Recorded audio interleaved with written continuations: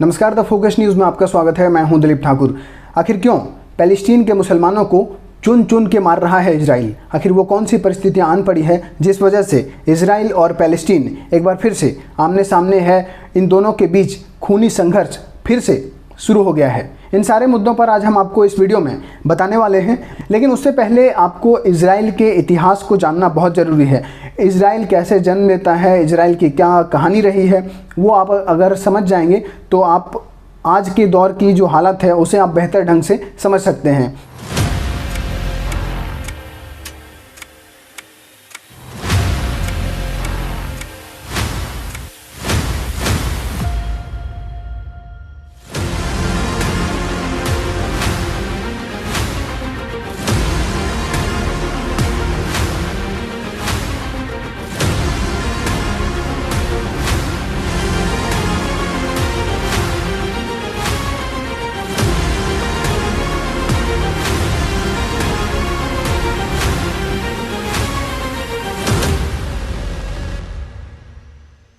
जिस तरह से दुनिया के बाकी मुल्कों का अपना एक इतिहास रहा है, कुछ इसी तरह से इजराइल की भी अपनी एक कहानी रही है, उसकी अपनी एक हिस्ट्री रही है।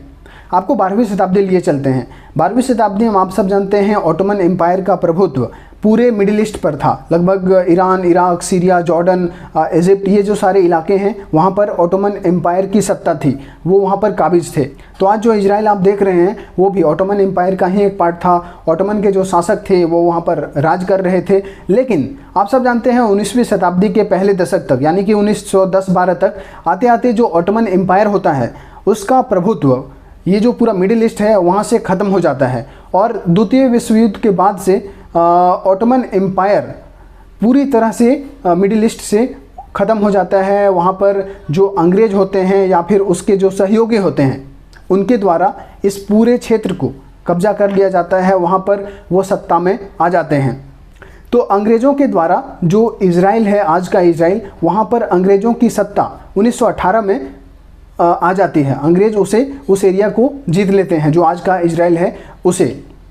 1918 के बाद से लेकर 1930 और 1940 के दशक तक वहाँ पर जो मुस्लिम हैं और जो ज्यूज़ हैं उनके बीच कभी कभार बहुत बार छिटपुट लड़ाइयाँ होती रही। लेकिन जैसे जैसे 1940 से 1945 का दशक आता है, ये जो 5 साल का पीरियड होता है, उसमें आप जानते हैं कि जो नाज़ी जर्मनी का हिटलर था उसके द्वारा यहूदियों पर किस तरह से अत्याचार किया जाता है। आप जो हॉलोकास्ट हुआ था उसके बारे में आप जानते होंगे, जिसमें कि जो यहूदी होते थे उन्हें गैस चैम्बर में डालकर जो हिटलर है वो मरवा देता था, मारता था।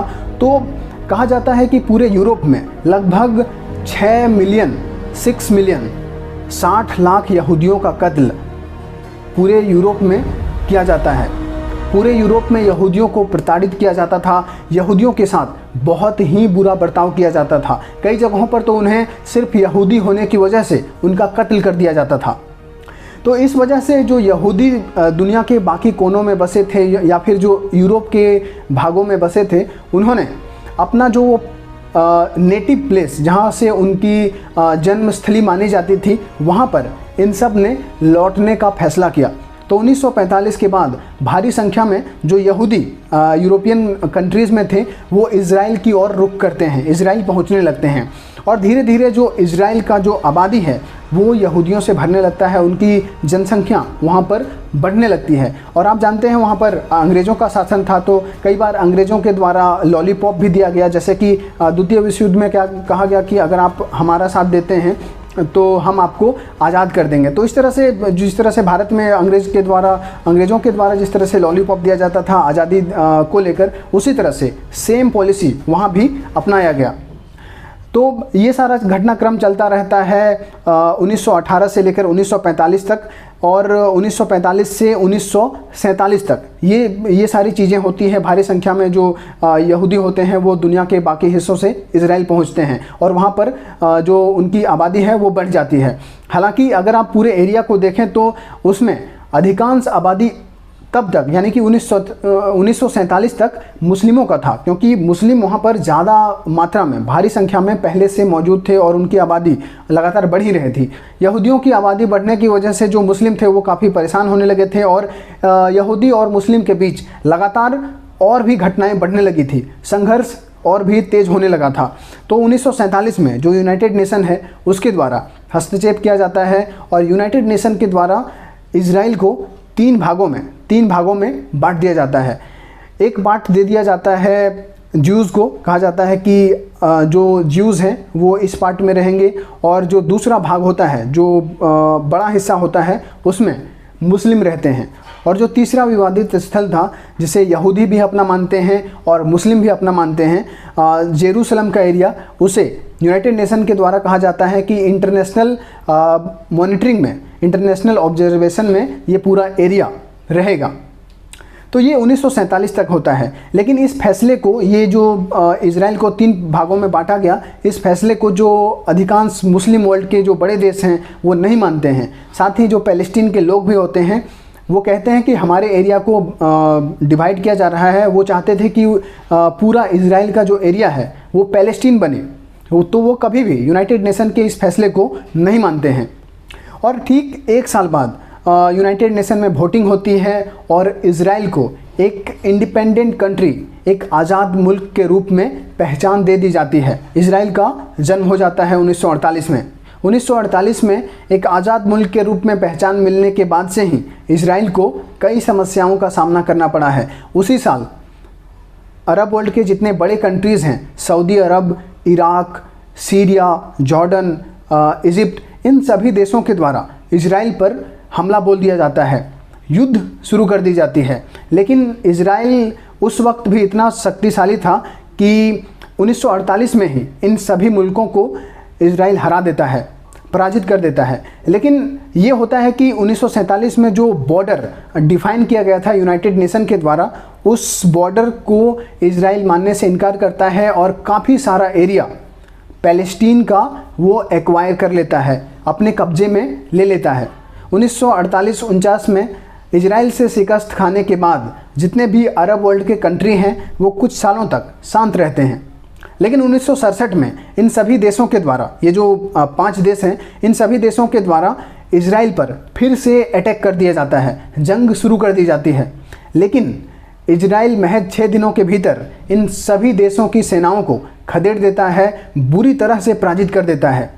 और इसका परिणाम ये होता है कि जो इजराइल है वो अपना एरिया को और भी एक्सपेंड कर लेता है। वो वेस्ट बैंक की काफ़ी सारी एरिया को अपने अंदर ले लेता है। साथ ही जो मिस्र है, सुएज कैनल से जो सटा एरिया था सिनाई पेनिनसुला का, उसे भी अपने कब्जे में ले लेता है। इन दोनों युद्धों के बाद कई महत्वपूर्ण घटनाक्रम होते हैं। सबसे पहले 1980 में कैंप डेविड एकॉर्ड साइन किया जाता है। कैंप डेविड एकॉर्ड इसलिए कहा जाता है क्योंकि जो एग्रीमेंट साइन किया गया था वो कैंप डेविड एक जगह है अमेरिका में जहाँ पर अमेरिकी राष्ट्रपति अक्सर जाया करते थे, तो उसी जगह पर ये एकॉर्ड साइन होता है। कैंप डेविड एकॉर्ड के मुताबिक जो इजिप्ट है उसने पहली बार जो इजराइल है उसे एक आज़ाद मुल्क, एक इंडिपेंडेंट कंट्री के रूप में मान्यता दी। उस वक्त जो इजिप्ट है उसके प्रेसिडेंट थे सादात खान, तो सादात खान ने मान्यता दी थी इजराइल को। हालांकि इस फैसले की वजह से माना जाता है कि सादात खान का कत्ल कर दिया जाता है, उन्हें मौत के घाट उतार दिया जाता है। लेकिन इजराइल को पहली बार किसी मुस्लिम कंट्री के द्वारा रिकॉग्निशन दे दी जाती है एक इंडिपेंडेंट कंट्री के रूप में। तो कैंप डेविड एकॉर्ड का परिणाम ये होता है कि एक तरफ जहाँ इजराइल को एक बड़े मुस्लिम कंट्री का रिकॉग्निशन मिल जाता है, वहीं दूसरी तरफ जो गाज़ा है, गाज़ा पट्टी जिसे कहते हैं, जो इजिप्ट से जिसका एरिया सटा हुआ है, वो पूरी तरह से इंडिपेंडेंट हो जाती है क्योंकि वहाँ से इजरायली सैनिक वापस आ जाते हैं। और इसी का फ़ायदा उठाकर लगभग 1987 में हमास, जो जिसे एक टेररिस्ट ऑर्गेनाइजेशन माना जाता है इजराइल के द्वारा, उसका गठन होता है। हमास का गठन इसलिए होता है क्योंकि हमास के जो समर्थक हैं वो थोड़ा उग्र तरीके से वो कार्रवाई को अंजाम देना चाहते हैं। और वहीं दूसरी तरफ जो PLO है, पैलेस्टीनियन लिबरेशन ऑर्गेनाइजेशन, उसके द्वारा थोड़ी नॉर्मल तरीके से बातचीत से मसले को सुलझाए जाने की कोशिश की जाती है और इस वजह से दोनों में डिफरेंसेस आ गए और हमास एक अलग ऑर्गेनाइजेशन बन गया। हमास के जन्म के बाद जो गतिरोध है वो और तेज हो जाता है, क्योंकि हमास के लड़ाके जो हैं वो काफ़ी उग्र में विश्वास रखते हैं और इसी वजह से लगातार फायरिंग वगैरह होती रहती है, जिसका जवाब इजराइल भी देता रहता है। तो ये सारा गतिरोध चलता है और साल आ जाती है 1993। 1993 में जो पैलेस्टीन के रिप्रेजेंटेटिव थे और जो इजराइल के रिप्रेजेंटेटिव थे, इन दोनों के बीच अमेरिका के सहयोग से ओस्लो एकॉर्ड साइन होता है।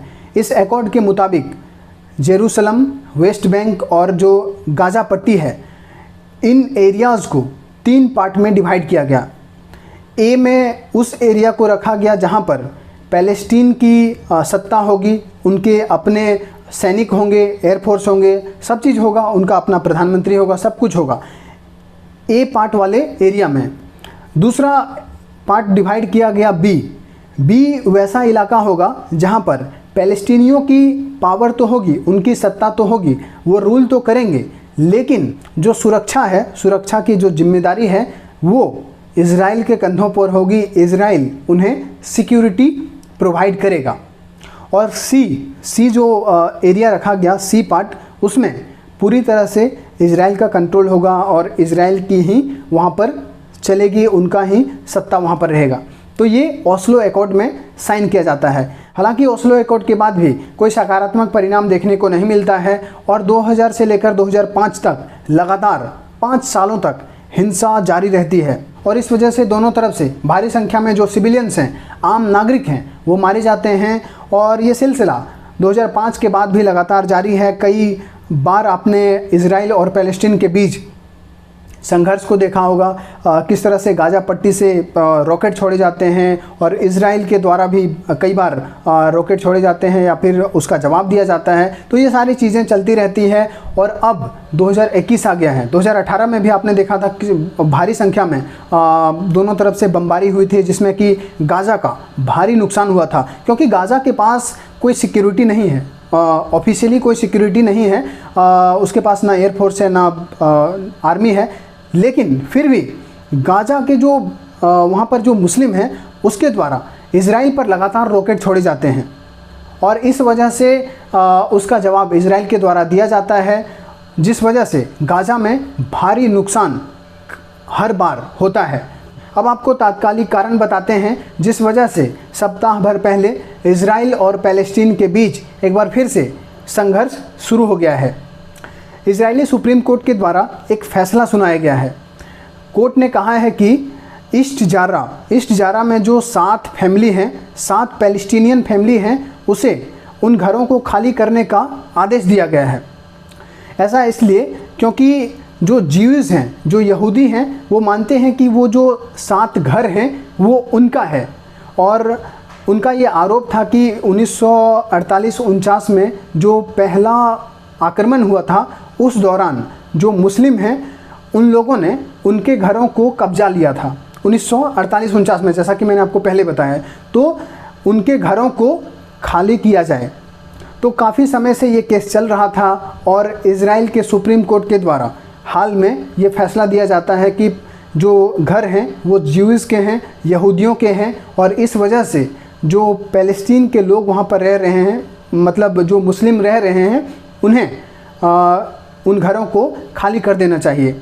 तो इसी वजह से काफ़ी जो मुस्लिम कम्युनिटी के लोग हैं, गाज़ा में हो गए या फिर वेस्ट बैंक में हो गए, हर जगह पर काफ़ी विरोध प्रदर्शन शुरू हो जाता है और इसी की वजह से काफ़ी कॉन्फ्लिक्ट होती है और धीरे धीरे ये जो पूरा विवाद है वो बढ़ने लगता है। साथ ही जो पूरा जेरूसलम है, जिसे लैंड ऑफ पीस कहा जाता है, वहाँ पर 3 धर्मों के लोगों का दावा है कि ये जो पूरा जेरूसलम है वो उन्हें बिलोंग करती है। पहले जो धर्म के लोग हैं वो यहूदी हैं। यहूदी मानते हैं कि जो उनके पूर्वज हैं या फिर जिन पर वो विश्वास करते हैं, हजरत अब्राहम, उनका जो जन्म है वो वहीं पर हुआ था, जेरूसलम में ही।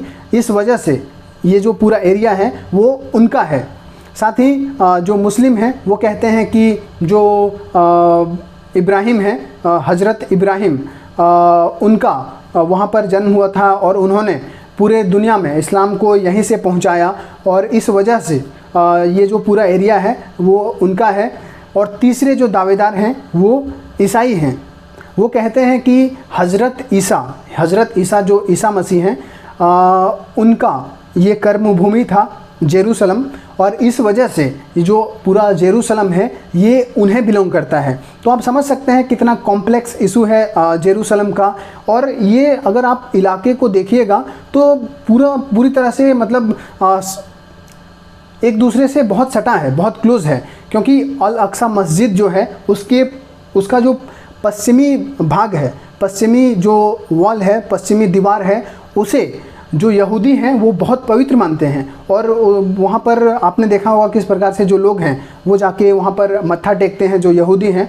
तो इतनी सारी जटिलताएं हैं जिस वजह से जो जेरूसलम है वो हमेशा तनाव में रहता है। एक तरह से वहाँ पर तीनों धर्म के लोग अपना अपना दावा करते हैं। साथ ही जो पैलेस्टीन और गाज़ा पट्टी के जो मसले हैं वो सुलझ नहीं रहे हैं। जो पैलेस्टीनियन हैं उनका हमेशा से कहना है कि इज़राइल कभी एग्जिस्ट नहीं करता है, ये जो पूरा इलाका है वो पैलेस्टीन का है और वो अपना एक आज़ाद मुल्क बनाने की मांग हमेशा से करते हैं। लेकिन वहीं पर ज्यूइश का कहना है, यहूदियों का कहना है कि ये उनका एकमात्र देश है जहाँ पर वो रह सकते हैं, एकमात्र जगह है जहाँ पर वो अपना दावा कर सकते हैं और वो इस इलाके को कभी नहीं छोड़ सकते हैं। तो ये था हमारा आज का वीडियो। मुझे उम्मीद है ये वीडियो आपको ज़रूर पसंद आई होगी। साथ ही आपको बता दें कि इस पूरे मामले में जितने भी अरब कंट्रीज़ के मुसलमान हैं वो पैलेस्टीन के साथ हैं, पैलेस्टीन के हक़ के लिए लड़ रहे हैं, उनके लिए आवाज़ उठा रहे हैं। आप सोशल मीडिया के सभी प्लेटफॉर्म पर जाके देख सकते हैं किस तरह से सारी चीज़ें ये चल रही है। तो आपको जो सही लगता है वो आप हमें कमेंट बॉक्स में ज़रूर बताएं। तो फिलहाल इस वीडियो में इतना ही। मुझे उम्मीद है आपको ये वीडियो ज़रूर पसंद आई होगी। अगर आपको ये वीडियो पसंद आती है तो कृपया लाइक करें और इस चैनल पर आप नए हैं तो इस चैनल को ज़रूर सब्सक्राइब कर लीजिएगा। धन्यवाद।